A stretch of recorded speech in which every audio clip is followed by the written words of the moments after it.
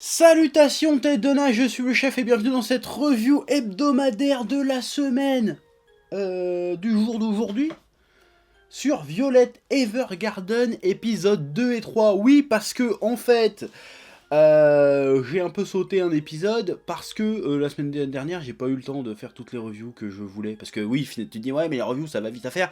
Oui, mais non. J'avais pas le temps, j'avais pas envie, je suis parti, je me suis pris une petite semaine de vacances, plus ou moins, c'était sympathique, c'était bien sympa, et maintenant je suis de retour, pour vous jouer un mauvais tour, afin de protéger la paix et la vérité, et après j'ai oublié le reste du truc de la Team Rocket, mais t'as compris, Béos oui la guerre, et puis c'est tout, maintenant c'est parti, Violet Evergarden, épisode 2 et 3, bon je vais surtout parler de l'épisode 3, ou de ces deux épisodes en général, hashtag t'as compris ce que je voulais dire, c'est parti. Bon, déjà de base, je me suis rendu compte avec ces deux derniers épisodes que j'avais absolument rien bité au tableau du premier épisode. La faute à un synopsis qui traîne un peu partout sur internet, qui est assez trompeur. Parce que le synopsis laisse penser que Violet Evergarden et les Automatic Memory Doll sont des êtres artificiels. Or qu'en fait, bah pas du tout, mais alors pas du tout. Donc la série elle est complètement différente. Moi je pensais que c'était une série de science-fiction, plus ou moins steampunk. En fait il n'en est rien. Enfin si, ça reste quand même une série de science-fiction plus ou moins steampunk, mais c'est pas le sujet. Ça c'est juste l'univers. Mais le fond du sujet il est pas là, en fait, finalement. Mais ça devient d'autant plus intéressant finalement, parce que moi je pensais que ça allait être le rapport à l'humanité, aux émotions, parce que Violet Evergarden sera un être artificiel, mais en fait non. Et c'est ça qui devient encore plus cool finalement par rapport à ce propos-là, c'est que finalement le fait qu'elle ait des bras métalliques, et qu'en plus elle soit un peu apathique, genre qu'elle comprenne pas les émotions humaines parce qu'elle a tellement été formatée pour être une arme et un objet au service de son maître que bah, c'est pas ce que c'est d'être libre, ce que c'est d'être humain, ce que c'est d'avoir des relations avec les gens, bah ça la rend encore plus, ça fait plus encore artificiel finalement. Ça la sépare encore plus du commun des mortels, du fait qu'elle ait des bras mécaniques. D'où la méprise d'ailleurs, donc ça prouve que finalement c'est plutôt bien fait, parce que même sans le synopsis piégeux, j'ai cru, parce que j'ai vu le synopsis après avoir vu l'épisode à la base, et j'ai cru qu'il s'agissait d'un cyborg, alors qu'en fait pas du tout. Donc bref, ces deux épisodes étaient cool, parce que à part m'être trompé sur le fait que ce soit un cyborg ou pas, j'avais plutôt vu juste sur le ton qu'allait prendre la série. Même si je sais plus si j'en ai vraiment parlé dans la review de l'épisode 1, mais bref. Ça a l'air d'être une série un petit peu, bah, peut-être pas anthologique, mais en tout cas une série où on va voir un peu plein de petites histoires. La seule série d'animation assez connue que je connais, que tout le monde pourrait voir, il y en a peut-être deux. Je pense que dans le fond, ça va être un peu dans la même mécanique des scénarios, des histoires que City Hunter.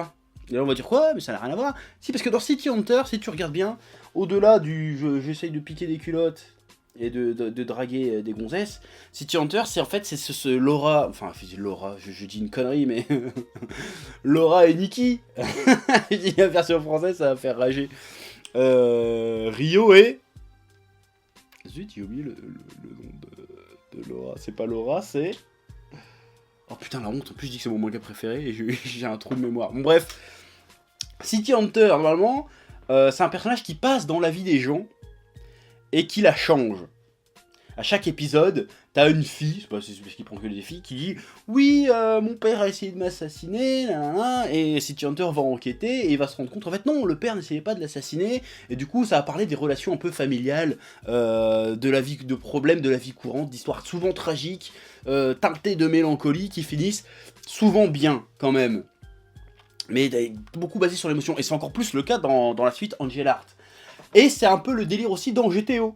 GTO, c'est un personnage qui passe dans la vie de ses élèves, et après t'apprends, tu suis en fait, plus que l'histoire d'Onizuka, tu suis l'histoire des élèves qu'il rencontre, et comment il va changer leur vie, en fait. Et là, ça a l'air d'être un peu le même principe dans Violet Evergarden, c'est-à-dire que c'est un personnage qui, tout en apprenant, en découvrant un peu ce qu'est être humain, ce que c'est d'être une bonne memory doll, et ben, croise des histoires humaines, Et nous aussi, on va suivre ces histoires-là, et au travers de ce que les personnages vont vivre et apprendre grâce à Violette, elle-même, elle va apprendre au fur et à mesure ce que c'est être humain, et le sens du mot je t'aime.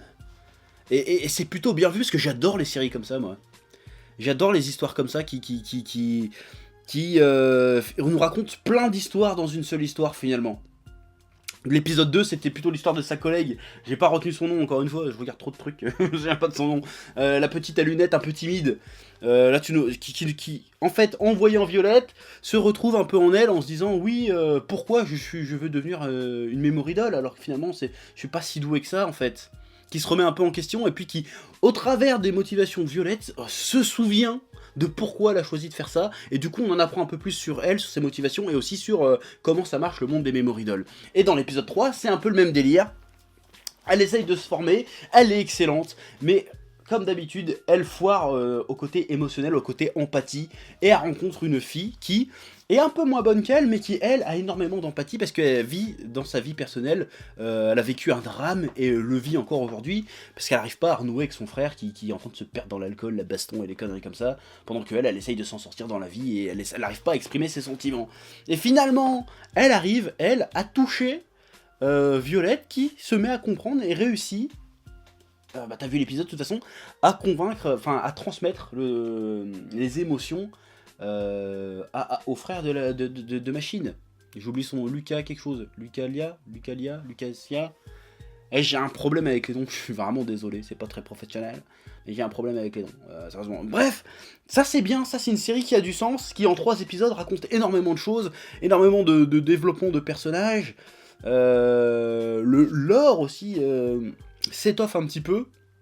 Et l'animation, bah ça je vais sûrement le dire à chaque fois, mais l'animation reste quand même exceptionnelle pour une série du genre, hein. C'est vraiment très très très beau, très très bien fait. La musique est cool, je crois que c'est la première fois qu'on voit le véritable opening de la série. Il est vraiment très très bien, très joli.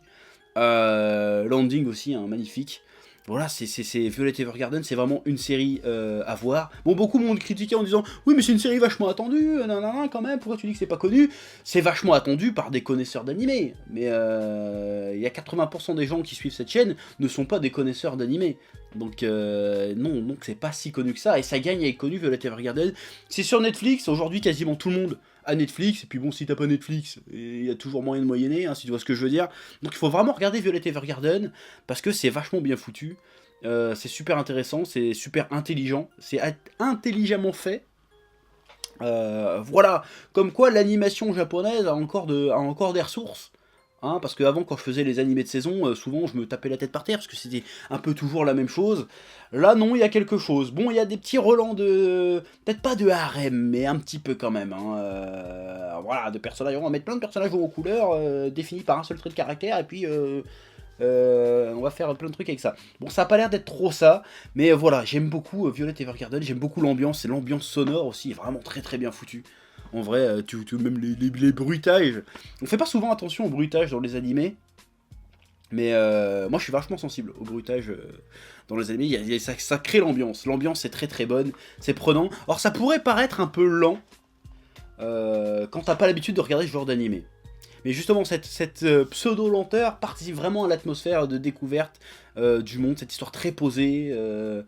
Voilà, donc quand il se passe quelque chose, et ben finalement c'est encore plus marquant. Je vais pas dire qu'il se passe rien, mais je m'exprime un peu mal, mais voilà, le rythme est assez important dans ce genre de récit.